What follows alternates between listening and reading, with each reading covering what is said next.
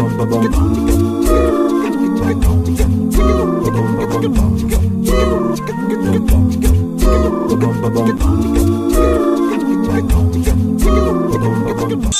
na mchana, haya mapenzi ni kitu gani?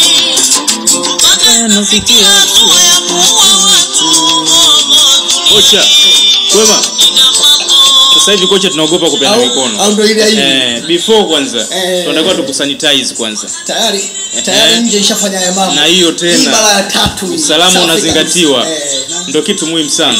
Karibu sana kocha bwana. Before hujaingia hapa na nilikuwa najaribu kusikiliza ngoma yako inaitwa Tunda. Ni zaidi ya miaka 10 tunazungumza nyuma, si ndio? Unaposikia nyimbo kama hii Tunda, waga kitu gani unakumbuka? Nakumbuka mambo mengi. Nakumbuka nguvu ya muziki wa dance ilivyokuwa wakati huu. Vile vile nakumbuka sifa kubwa ya wimbo huo mpaka leo miaka 19 lakini haujachuja.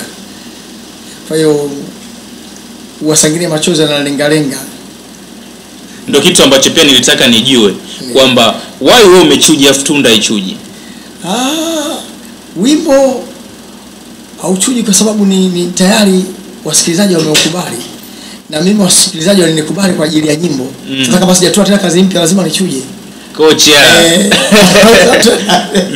Kama sijatoa kazi mpya watu wa Tanzania hawafagilii sura ya mtu wala jina lako.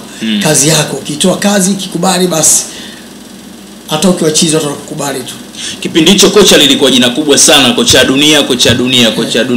Ulikuwa unaikoach nini dunia?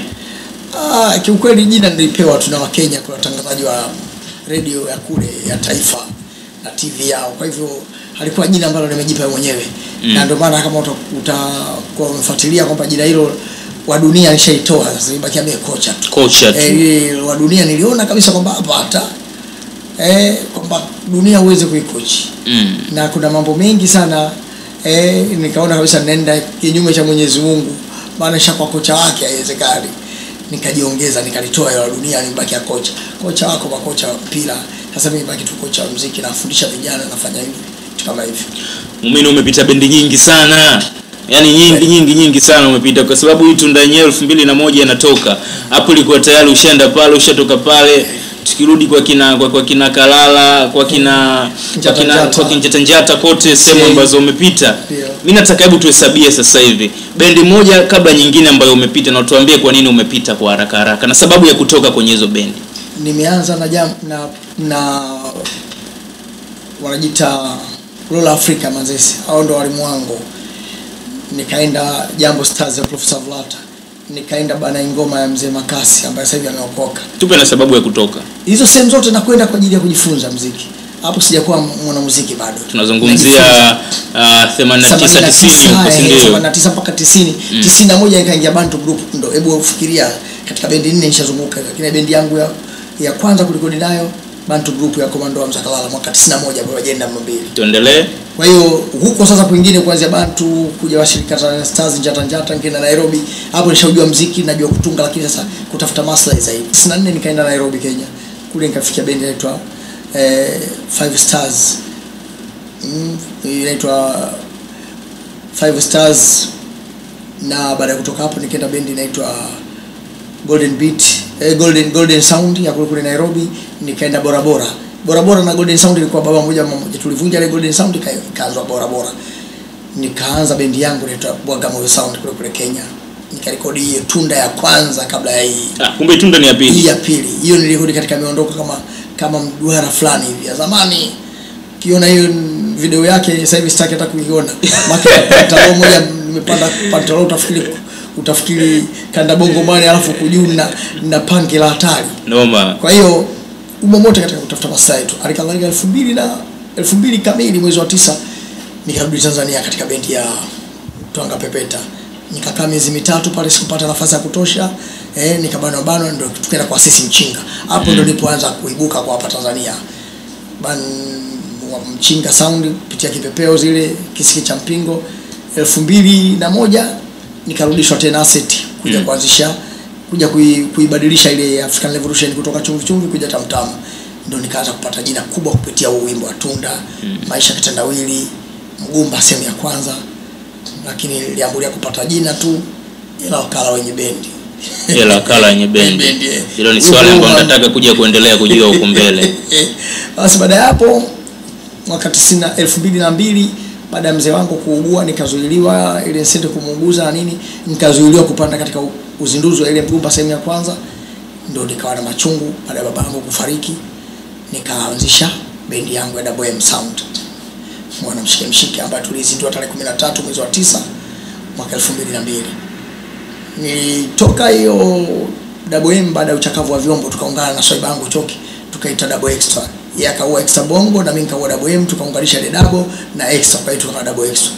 Lakini wale tuunganisha pia lengo lao lilikuwa kuwaumiza sisi, kwa sababu shaona bendi zetu zimekuwa tishio. Extra Bongo ya Choki inaumiza, WM inaumiza. Baada hapo 2006 mimi nikachukuliwa na marehemu Captain John Komba kwenda katika bendi ya Total Plus, ambayo nilikaa nayo kwa mwaka 1.5. Nikachukuliwa na Twanga Pepeta. Sasa mwaka tu Choki anachukua na muziki kuwapeleka Extra Bongo, nikaingia Twanga pale, nikakaa mwaka wangu 1.5 tena, nikaenda Victoria Sound. Hapo nilitoa mchuzi mkubwa kutoka Twanga. Kwa hiyo mtu akikuletea fedha, ukikataa fedha hata Mungu anaenda kukulani, unajua. Kwa hiyo 2013 nikarudisha WM mpaka hapa nilipokuja kuiacha mimi mwenyewe na kuanzisha hii sasa. Sasa hivi una kitu kinaitwa Shadai. Safi, mimi nakubali. Kote ulikopita Muumini ulikuwa unafanya poa sana, ulikuwa unafanya vizuri, umefanya ngoma kubwa nyingi sana, Tunda, Mgumba, Ndugu Lawama, ngoma nyingi sana ambazo umepita. Lakini katika kufanya kwako vizuri kwa kiasi kubwa sana kulikuwa kunahusishwa na imani za kishirikina. Yule jamaa mshirikina kweli. Kwa nini kipaji chako kilihusishwa sana na imani za kishirikina? Hayo nataka kuyazungumza wale wenye chuki na wewe. Wakiona kwamba unafanikiwa, watu wakawie kuzungumza neno lolote. Lakini ushirikina upige muziki. Nilipata nafasi ya kusikia mzee wako marehemu Mzee Buguza, kama sikosei. Muumini Buguza. Alikuwa ni miongoni mwa watu ambao waumini sana wazuri wa dini ya Kiislamu. Ndio. Enda dini ya Kiislamu inapingana sana na kitu muziki. Haviko parallel. Ndio. Ilikuwa ngumu kiasi gani kwa mzee pale alipoanza kuona sasa yes, muumini anaenda kufanya muziki? Hapa sio kweli. Ilikuwa ngumu sana kunikubalia. Sababu kweli mzee mpaka anafariki 2002 ndio imamu wa msikiti pale kwetu Pande. Kabla hajajenga msikiti mkubwa ambao umejengwa sasa hivi. Baba hakukubali kwa mambo mawili. Alikuwa nadhani kwamba mimi, kwa sababu katika kitu ambacho hakukitaka baba sisi kunywa pombe watoto wake wote. Na kweli tuko 11, baba mmoja, mama mmoja alitangulia na mtoto mdogo wetu mwingine ambaye baba alimpata tena nje ya mama yetu sisi, aitwa Bwana Kasim. Bado tubaki 11, watoto wa kiume 7, wa kike wako 4. Hakuna hata mtu anashika sigara hivi, sio pombe tu. Kwa hiyo kubwa alikuwa anajua mzee Muumini kwamba huyu anipokwenda huko sasa ataribika. Na kweli akaanza kuweka watu kunichunguza, muziki haramu, muziki vile hivi. Dakika ya mwisho akaona kwamba yale yote anataka mimi siyafanyi. Ana vitu vyake alivyotoa kabisa, bwana wewe usije ukawa mwizi, mtu asije akakudanganya akakugeuza mwanamke au kalewa pombe, wewe utakuwa sio mwanangu, utakuja hapa unakunya minyoo. Alivyoona mimi vile masharti yote nimeyafuata na nimeanza ile Bantu Group 91 ile, baada ya kusota nilipoenda Bantu Group tukapata ziara kwenda kwa mkwe wake Bwana Kalala, Bwana Cheo Bariade kule Simiu. Katafuta koti langu moja zuri, mtala koti la mtumba kule, kaja nikanunua sukari zangu hapa kama kilo 5 na hela nikampelekea mzee. Kumpelekea mzee yule akaona bwana, na kuna watoto wakati wanasoma lakini bado hawajakuwa na manufaa, lakini mimi alonza lao ndo nimeanza kupeleka matunda. Nilipoingia bendi ya Tamtamu ya African Revolution 2001 nikawa nimepewa milioni 1 kutoka Mchinga. Nikampelekea 600,000 mzee, ambazo aliweza kununua bati, akaweka bati nyumba yake wakati huo bado bati rahisi, na upande mmoja ulikuwa tofali haijakamilika, akaongeza tofali mpaka kuna chumba kanipa hichi chumba cha Mwinjuma. Pale ndio nilikuwa nikienda sasa, mzee anaona kwamba ile sasa ni kazi. Atasomea maji yale, atanipa, nitakunyambia muziki sio haramu vitendo vyake. Muumini umeniambia hunywi pombe, hutumii kilevi chochote. Ndio. Kuna msemo anasemaga kwamba ogopa sana mtu asiyetumia vilevi, waga stari yake kubwa inakuaga ni wanawake. Hizo ni dhana tu. Hizo ni dhana, huenda ikawepo hivyo kwa sababu kubwa. Kwanza watu hawaamini kama kuna mwanamuziki hawezi kunywa. Katika wanamuziki 10 utakuta wanamuziki 2 tu. Hapa ita kuhesabu si Bichuka, Alichoki, mimi tena Alichoki wenzangu alionja kidogo afa kaacha kabisa. Lakini mimi sijai kuonja hata kuonja. lakini sio rahisi kwamba kila mwanamuziki anayefanya vizuri ukaona kwamba huyu mwanamuziki anafanya vizuri afu aanyi pombe. Hapana. Yes. Sio kila mwanamuziki lazima alewe. Na hiyo ndio itikadi kwamba mwanamuziki gani wewe unywe? Wewe mwanamuziki gani unywe? Mimi nilishapata mwanamke wakati huo ninafanya muziki niko Chatatata. Wewe tena? Kwa mara ya kwanza bonge la mwanamke ambaye mwenye uwezo wake ni mwimbaji. Anasema wewe bwana ukitaka mimi nikupende kunywa pombe kabla wewe. Nikikumbuka kauli ya babangu huwezi kuniingiza mkenge. Kwa hiyo pombe wala sio sababu kwamba wewe hunywi basi wewe ndio utakuwa malaya. Hiyo ni itikadi ya mtu. Safi sana. Hii hapa ni mchezo kwao kabisa, iko so fresh, iko so clean, straight out kwa Star TV. Combination moja fulani hivi safi na nzuri vile vile kwake Edo Fabian pamoja na Muumini. Zamani alikuwa anajiita kocha dunia, lakini sasa hivi anasema ile kocha dunia kaitoa, amebaki kocha tu. Kapita bendi nyingi sana jamaa. Afu jamaa alikuwa na ndoa nyingi sana pia. Takuja tazihesabu zote hapa afu tuone ngapi zimebaki na ngapi zimekufa. Karibu sana waje join na sisi kama unataka na join tamu hapa, lakini pia kama unaamini mshikaji wako bado, hebu msitue pia aje kwetu. Ungependa kushare na sisi, namba zetu unaona chini ya television yako zinapita hizo hapo. Tupe comment yako afu tutakuja kupiga story hapa. Lakini pia shavu kubwa sana lirudi kwao Irene Beauty Point, nyumba pekee ya uzuri mjini. Unalifanya kubwa ni kuhakikisha kwamba mwanadada unafanya muonekano wako unakuwa uko poa kabisa, unakuwa umaridadi. Wanauliza kwamba sasa hivi labda tupo katika kipindi hapa cha corona, namna gani ambavyo kama Irene Beauty Point wanazingatia swala la usalama na afya zenu. Amini kwamba hilo ni kipaumbele, ndio maana unaona tuna sanitizer za kutosha kuhakikisha tutakufanya unakuwa poa. Muumini miongoni mwa sifa ambazo ulizokuwa nazo. Jamaa ulikuwa unasifika unaoa sana yani tukishinda tukigeuka ndoa ya Muumini, tukirudi tukiamka ndoa ya Muumini. Mungu amekubariki mpaka sasa hivi umekuwa na ndoa zaidi ya ngapi? Na ndoa 4 zimekufa. Moja ndio ninayo ambayo na naamini kabisa kwamba huyu ndio mke wangu. Yaani hizo 4 ambazo zilizokufa ukazifanyia replacement au zikafa tu afu basi zimekufa. Yaani mimi mtu mgumu sana kumwacha mtu ninompenda. Lakini mpaka ukiona kwamba ninamwacha na nimemsahau, tumebakia na udugu tu au imebaki story, unajua hapo kuna mashaka. Watu wanasema siri ya mtungi haijuai kata. Unadhani kwa nini ulikuwa na ndoa nyingi? Sababu ulikuwa na pesa? Sababu ulikuwa maarufu? Hiyo bora fedha ni moja hapo. Lakini mimi sipendi mambo ya ubabaishaji. Nimetembea sana, najua matatizo ya ndoa. Nimetembea sana, nimekaa sana Uganda, Jinja kule Entebbe. Mara ya kwanza kabisa na niwasifu sana Waganda. Ni watu ambao wako makini sana katika kutokomeza ugonjwa wa ukimwi. HIV Uganda alikuwa nakenda nikimwona mtu picha yake unamwonyesha huyu ndio mtu fulani alikuwa, lakini sasa hivi anaenda kuzikwa ipo kama chelewa. Kama moja. Nilikuwa makini zaidi na ndoa zangu. Na hakuna kitu kingine kilichokuwa kinaniumbisha kama nikiona kwamba mtu huyu si mwaminifu. Mimi nishaikuibiwa TV yangu nyumbani katika ndoa yangu ya kwanza kabisa.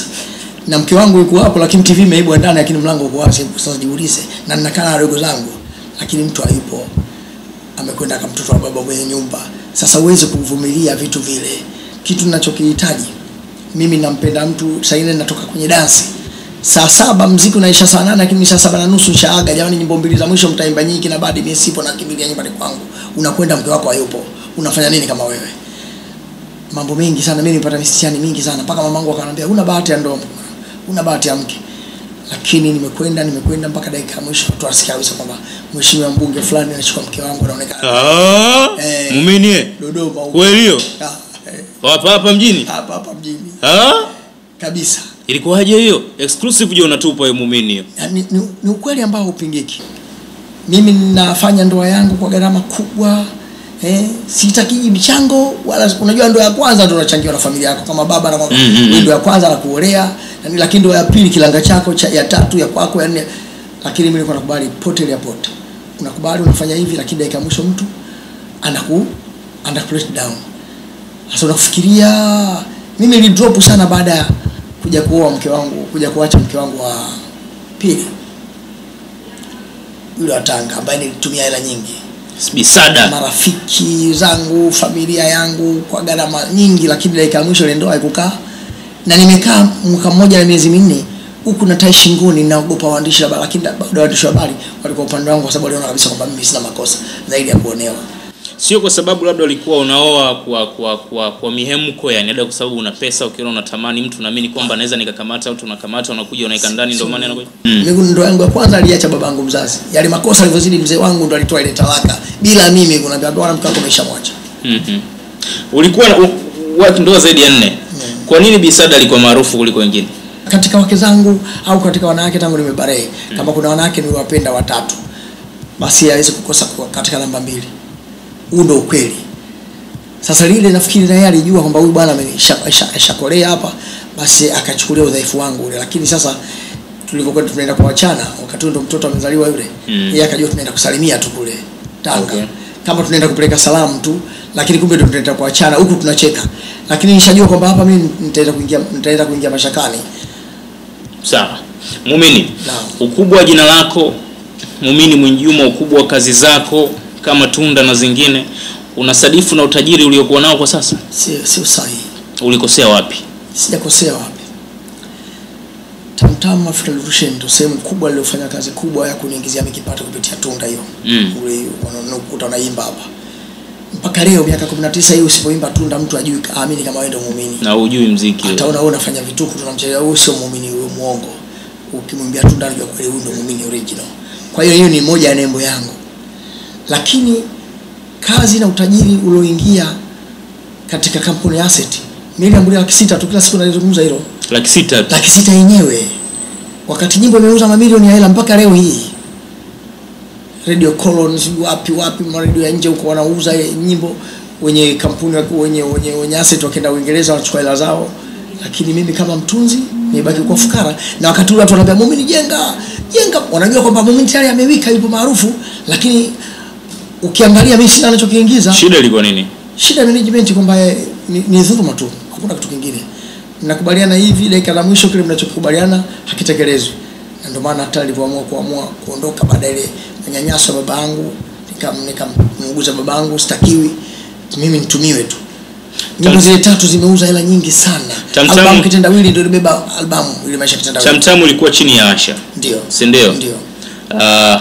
Ina maana ndio sababu labda ya wewe kutokuelewana na Asha, lakini mbona kama pia ulipata dhuluma, uliondoka baadaye ukaja ukarudi tena Twanga hii miaka ya karibuni? Nilikuja kurudi, unajua binadamu Mungu kamuumba na sahau.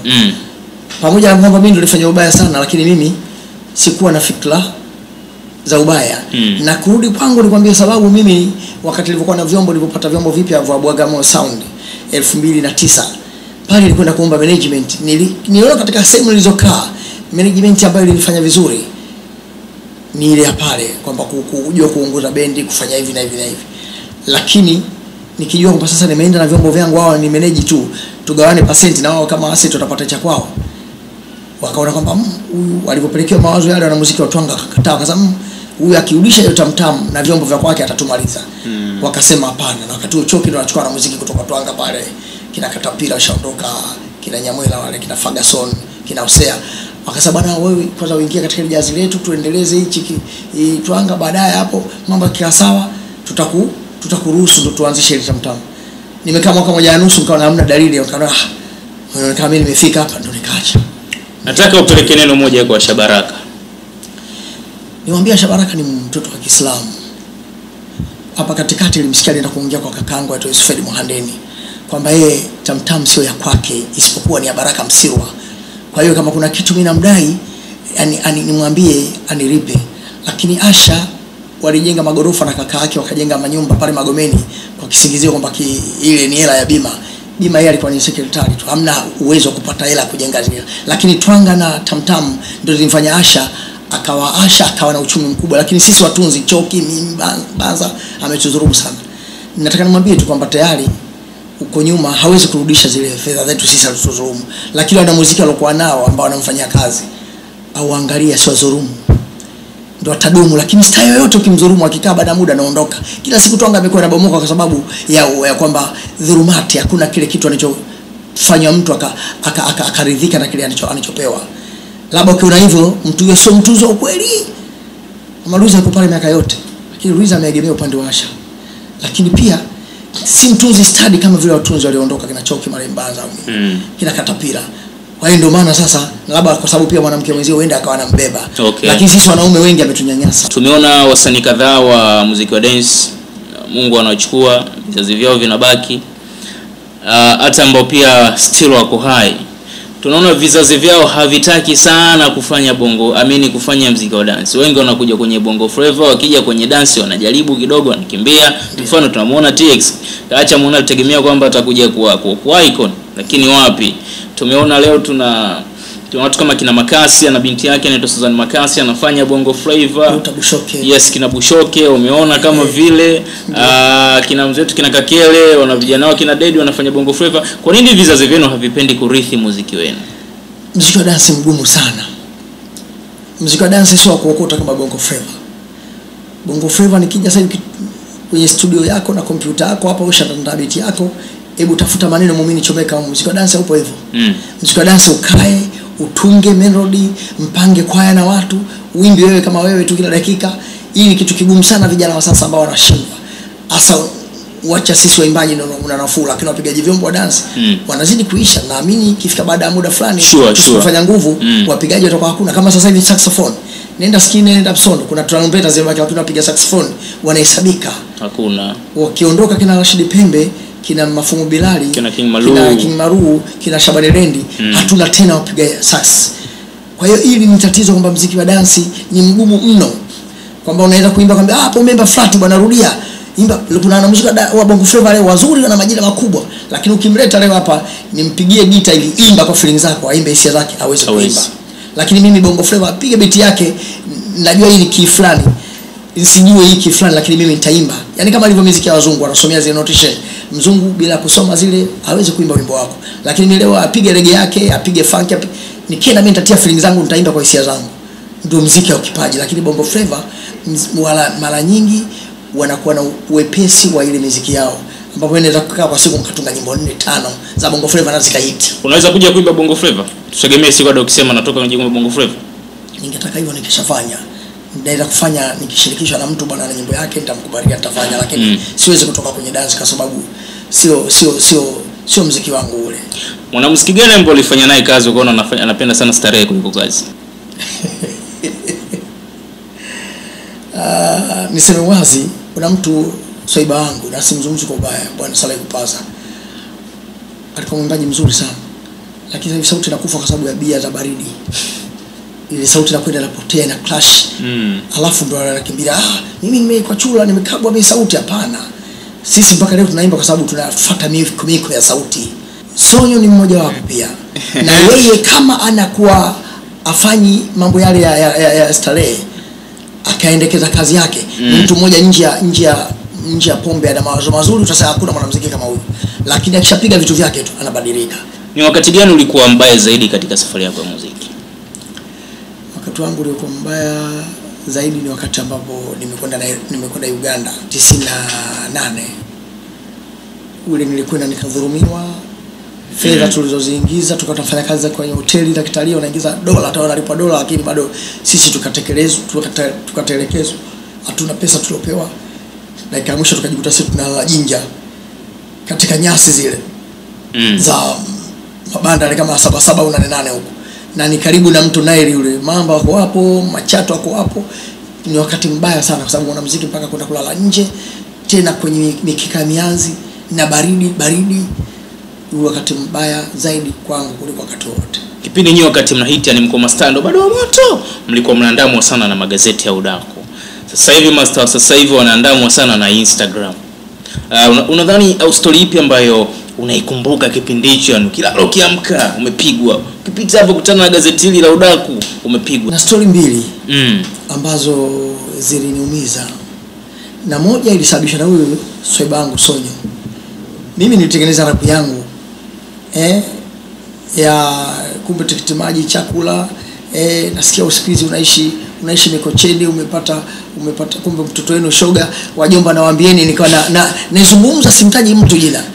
Alafu akaja kuibuka yeye anaulizwa na gazeti moja labda kwa sababu mimi kilichoniuzi muumini kuniambia shoga. Mbona mimi sikukutaja? Magazeti yakaanza sasa akisaka kama yeye anasema mimi shoga basi tukapime. Mwisho akaenda asiana aenda hospitali. Muimbili sio anengojea mimi. Nikamwambia kama ipo tayari kutoka kupimwa ina maana yeye tayari amekubali huyo, lakini mimi najijua kwamba nilijali, siwezi kwenda kukubali mwanaume akanichezea sehemu zangu za siri, haiwezekani. Maana anakupima vipi ili akujue kama wewe shoga? Asa kama yeye alikubali wende ikawa hivyo, lakini mimi najijua kwamba niko nganga. Kwa hiyo gazeti moja likaandika kichwa cha habari kikubwa nilivalagashia kama hii, tena ndoa yangu ile ya Tanga ile. Muumini shoga. Hii ilichafua, iliniumiza sana. Na lingine muumini yapasuka koo hawezi kuimba tena. Na yote juzi nilikwenda kwa sababu zangu walikuwa wanaandika haya. Kama jamani za ndugu yenu mimi nimedrop sasa hivi mniwe tena ili mniandike tena wake sasa. Kule nyuma alikuwa niko juu nauzika. Sasa hivi siuziki tena. Meneja yule bwana mlisha alicheka sana. Wewe mtashinda bwana mimi. Kwa hiyo nafikiri kweli ni sehemu moja ya kazi yao. Kwa hiyo siwezi kuchukia. Na mimi nilikuwa najua kabisa kwamba wale lazima waandike watu na wapate riziki zao ndo ofisi zao ziende, ni vitu ambavyo vinakwenda. Kwa hiyo mimi kuambia usitunge nyimbo au usiende kukisha jukwani, kama unanidhulumu nisipate kazi. Kwa hiyo kila mtu Mwenyezi Mungu amwandikia kazi yake. Kwa hiyo magazeti ya udaku ni moja ya kazi yao pia. Kuna wimbo unaitwa Ndugu Lawama. Yasemekana katika mashairi ya ule wimbo ulikuwa unamjibu Choki. Na ulikuwa unamjibu Choki, baadaye Choki kwenye moja ya nyimbo pia wewe kuamini kwamba alikuimba wewe, akiamini kwamba mwanamke umeshindwa kumtunza, watu wamemchukua. Hebu tupe story kamili hapo, picha lilivyokuwa. Ni kweli Ndugu Lawama kwanza ulimwimbia Choki? Sikumwimbia Choki. Na mimi uomwazi sana, kama ningemwimbia Choki ningesema si moja ya changamoto ya kufanya muziki wetu ukue. Ndugu Lawama kwanza ilikuwa ni moja ya neno nililopata kutoka kwa mke wangu huyo wanne, anaitwa Mama Nuru, naishi Magomeni Kagera. Alikuwa anazungumza yeye na shemeji yake, wewe na shemeji yangu anaitwa Mgaya. Ndugu Lawama bwana, utaweza wapi bwana Ndugu Lawama? Mimi nikapata title nikatengeneza nyimbo. Choki alikuimba wewe? Mimi nilihisi na kusema kwamba niliimba kwa sababu wakati mimi nimetoka kuacha mke wangu huyo wa kwanza tu, nikasema mke yule mimi nimelazimishwa, nimeolewa na babangu na ni kweli haikuwa chaguo langu na nini. Ndio akazungumza ile kwamba mwanamke umwacha kwa sababu hapendezi, wanajua mwanamke ni saluni wamemchukua. Wakati ule mwanamke alipomwacha ameolewa na Mpemba, ndani kuja kuachika tena, lakini kwamba huyo amemchukua, yule amekwenda, ile ilikuwa ni dongo langu mimi na mimi najua. Nikaja maza kimya, lakini vijembe vya kawaida tulikuwa tunapigana, na ndio ilikuwa inaita chachu ya huu muziki wetu kwa juu. Lakini urafiki na mahusiano alikuwa yako fresh, hakuna shida. Ndio maana baadaye tukija kufanya kazi pamoja na Royce kama unakumbuka. Yes. Ina maana kwamba tusingekuwa tuna uswaiba, katika mtu mwenye historia naye mimi kubwa kabisa kuliko mwanamuziki yote hapa Tanzania. Choki. Wewe ni shabiki mkubwa sana wa soka Momeni. Mimi pia ni shabiki wa timu ya Yanga. Mimi pia ni shabiki wa Yanga vile vile. Ndugu yangu Isike ni shabiki wa Simba. Sawa. Mimi ukiniuliza game gani tafu ambayo naikumbuka ambayo sio sawa ya Yanga, ilikuwa na Yanga dhidi ya Al Ahly. Ndio. Ile game ambayo ilikuwa tunamtoa Mwarabu nyumbani kwake kwa penalty, mwisho siku Banuzi anakuja anakosa penalty ile. Ile game inabaki kwa historia kwangu. Wewe game gani kubwa kwa Yanga kwako inakuwa ya historia?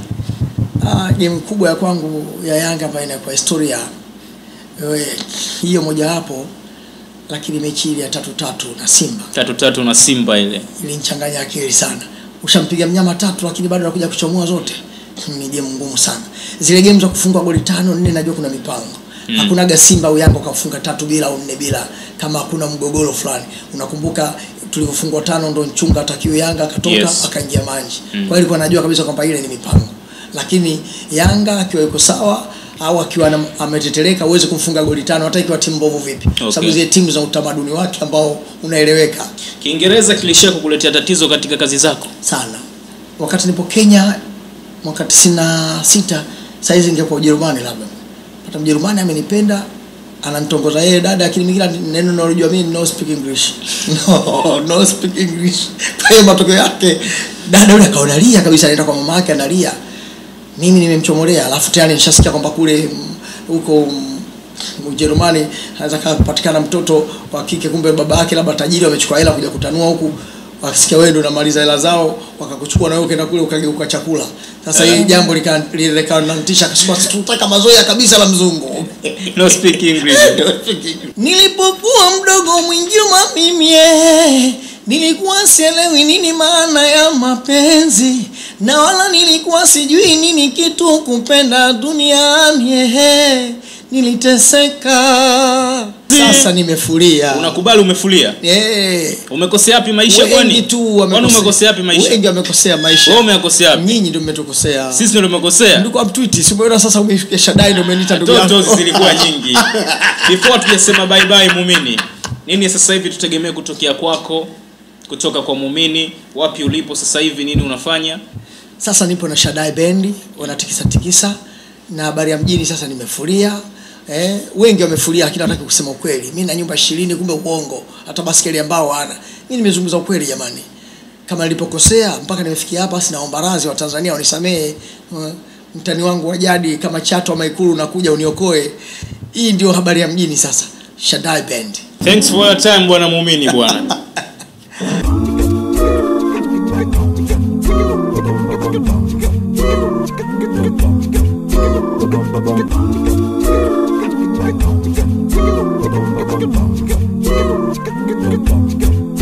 Bum bum bum.